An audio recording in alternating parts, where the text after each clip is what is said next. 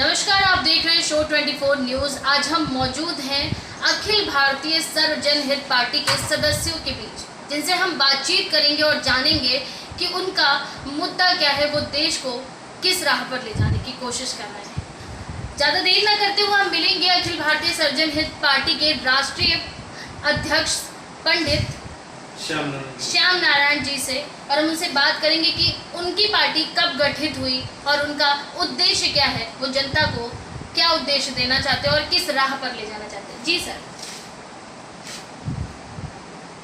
हमने ब्राह्मण समाज के लिए जो है 20 वर्षों से कार्य किया। एक संगठन बना करके हम लोगों ने कार्य किया, लेकिन संगठन के द्वारा बीच बीच में तमाम पार्टियों को हम लोगों ने अपने संगठन द्वारा जो है समर्थन दिया। उसका कोई मतलब नहीं निकला। संगठन पार्टियों ने हमसे अपना कार्य तो कराया चुनाव में, लेकिन हमारे समाज के लिए कहीं से उनके किसी भी मैनिफेस्टो में, किसी घोषणा पत्र में हमारे समाज की कोई बात नहीं थी।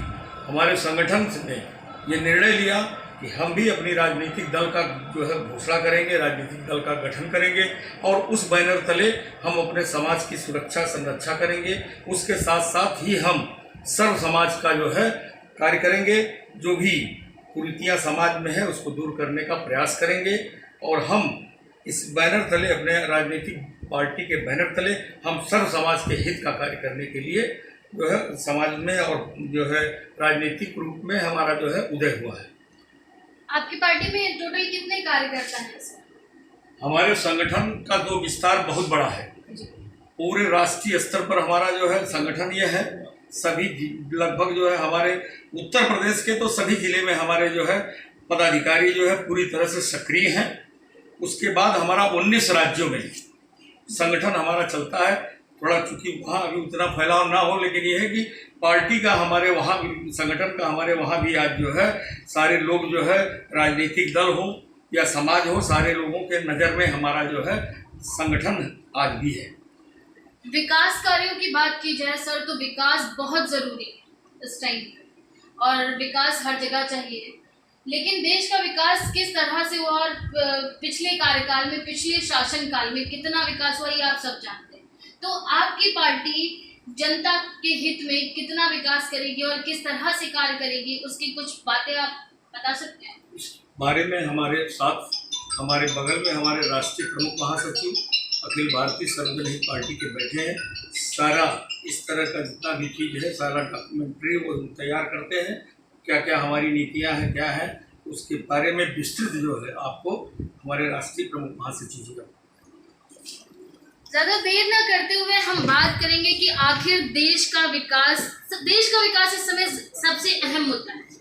देश का विकास हर किसी को चाहिए। विकास की बातें करें तो हर पार्टी यही कहती है कि हम विकास करेंगे, लेकिन अखिल भारतीय सर्वजन हित पार्टी के कार्यकर्ताओं से आज हम बात करेंगे और उनकी नीतियां जानेंगे कि वो किस तरह से देश का विकास करेंगे और किस तरह से अग्रसर हो जाएंगे। जी हाँ, पार्टियां तो बहुत सर, आपका नाम बता दीजिए। मैं पंडित वीरेंद्र मिश्र, राष्ट्रीय प्रमुख महासचिव सर्वजन पार्टी। तो सर, विकास अभी मेन मुद्दा बना हुआ है। सबको विकास चाहिए।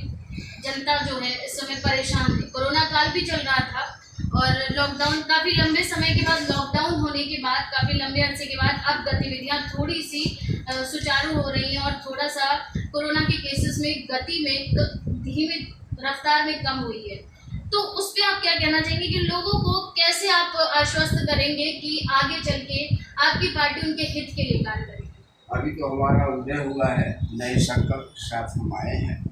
देश जब से आज़ाद हुआ है तभी से विकास हो रहा है जी, और तभी से गरीबों का कल्याण भी हो रहा है।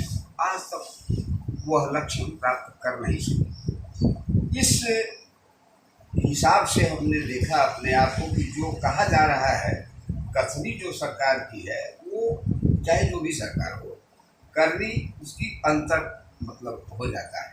तो हमने एक नए संकल्प के साथ आदर्श देश, राष्ट्र, समाज बनाने के उद्देश्य से इस पार्टी का गठन किया है और हमने ये तय किया है कि ब्राह्मण जो आज पीड़ित है, उपेक्षित है, के साथ, चूँकि हम एक विचारधारा भी है, हमारे जितने पीड़ित और सर्वजन के लोग हैं, सबकी सुरक्षा के ख्याल के लिए, उनके समुचित विकास के लिए और जितना कहा जाए उसके क्रियान्वयन के लिए कटिबद्ध है। जो भी नीतियां हमारी होंगी वो कार्य रूप में आएंगी। मसलन आप समझ लीजिए कि जैसे राइट टू एक्ट, काम का अधिकार, ऑफिस में महीनों हमारा आवेदन पड़ा रहता है, उस पर कोई कार्रवाई नहीं होती। पिछली सरकार ने भी यही वादा किया था, पिछले जितनी भी पार्टियां बनी थी उन्होंने भी यही वादा किया था, लेकिन कई पार्टियां, मैं ये नहीं कहती कि उन्होंने विकास नहीं किया है या उन्होंने कार्य नहीं किए, लेकिन धरातल पर जाकर देखें तो उनकी स्थिति बहुत दयनीय है। सही बात आपने कहा।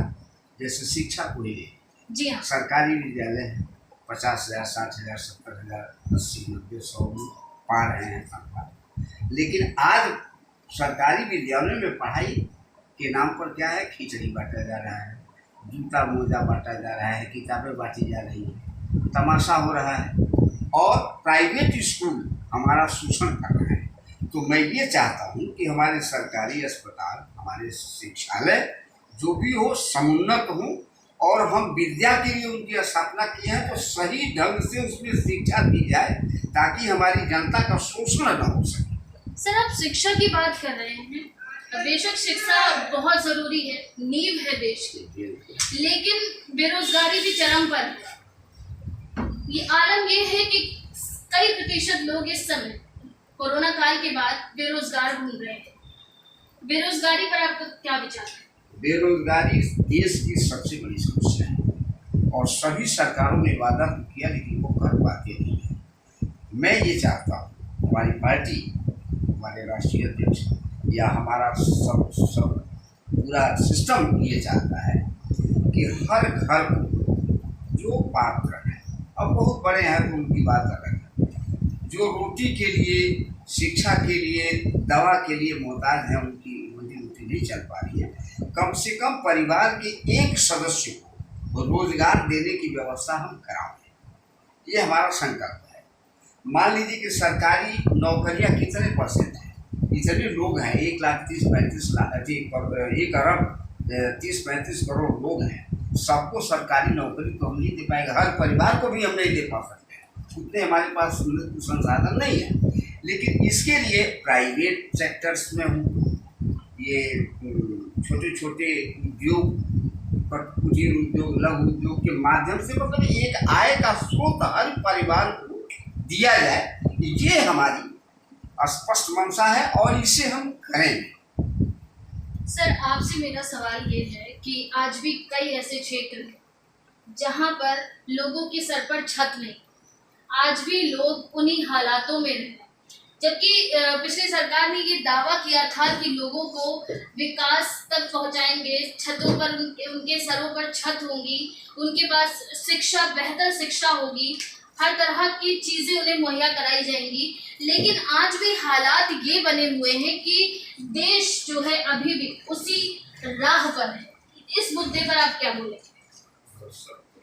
सरकार की जो नीतियां हैं कि गरीबों को आवास दिया जाए, गरीब बच्चों को जो है, गरीबों के बच्चों को अच्छी शिक्षा दी जाए, ये सिर्फ किताबों में और उनके फाइलों में दब के रह जा रही है। ज़मीनी स्तर पर इसका जो है क्रियान्वयन नहीं हो रहा है।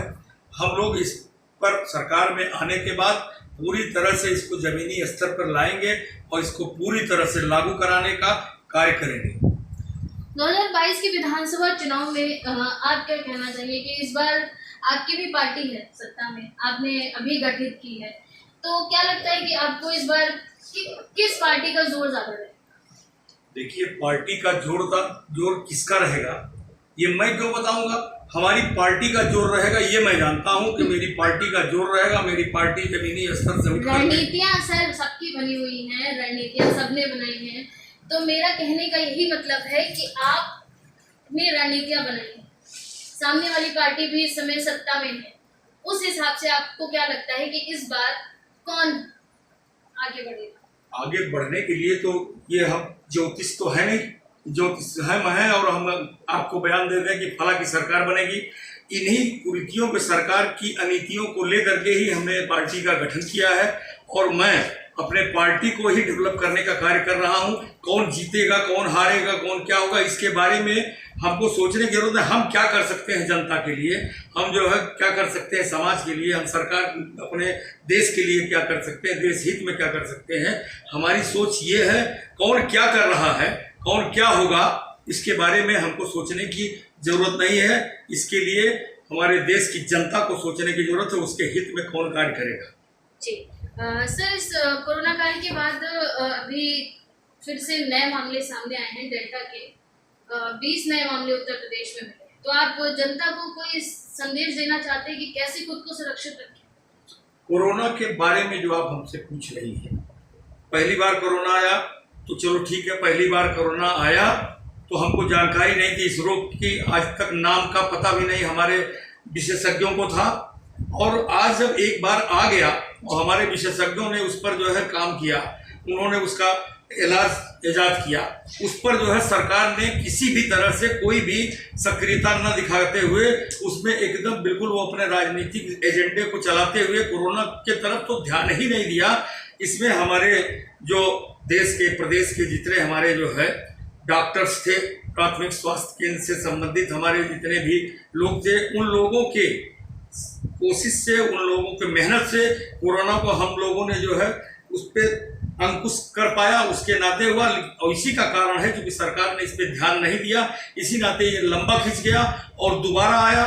फिर इस समय डराया जा रहा है कि तीसरी बार आ रहा है। अगर तीसरी बार हमको कोई मारने आ रहा है तो हमको उसके लिए सजग होना चाहिए, उसके लिए हमको अपनी सुरक्षा रखनी चाहिए। तो अगर हमारे विशेषज्ञ कह रहे हैं कि तीसरी पाली जो है आ रही है कोरोना की, तो ये सरकार का दायित्व बनता है कि कोरोना की तीसरी पाली आने के पहले उसके रोकथाम के लिए समुचित व्यवस्था की जाए। सर, अभी आपकी पार्टी गठित हुई है, नई पार्टी है आपकी, जनता को कोई संदेश देना चाहेंगे कि किस तरह से आपके फेवर में है? मैं जनता को यही संदेश देना चाहता हूँ कि जनता, आज हमने एक नव गठित पार्टी का जो गठन किया है, मैं उससे अपने सभी समाज के लोगों को लेकर चलूंगा। उन पर जो भी कार्य सरकारी उनसे मदद हो सकती है, नौकरियां हो सकती है, रोजगार हो सकता है, इस पर हमारे विचार होंगे। अभी हम लोग जो है नए सिरे से अभी इसका गठन कर किए हैं, उस पर हम लोगों के लोग जो है बैठ के काम करेंगे। और अगर हम सरकार में आए तो निश्चित समाज और गरीब से जो आज कुरीतियां हैं उसको दूर करने का प्रयास करेंगे। बहुत बहुत धन्यवाद सर, बने रहिए हमारे साथ, देखते रहिए शो न्यूज़ 24। हमारे चैनल से जुड़े रहने के लिए सब्सक्राइब करें हमारा चैनल शो न्यूज़ 24 और ऐसी ही ताज़ा तरीन खबरें जानने के लिए बेल आइकन को हिट करना ना भूलें।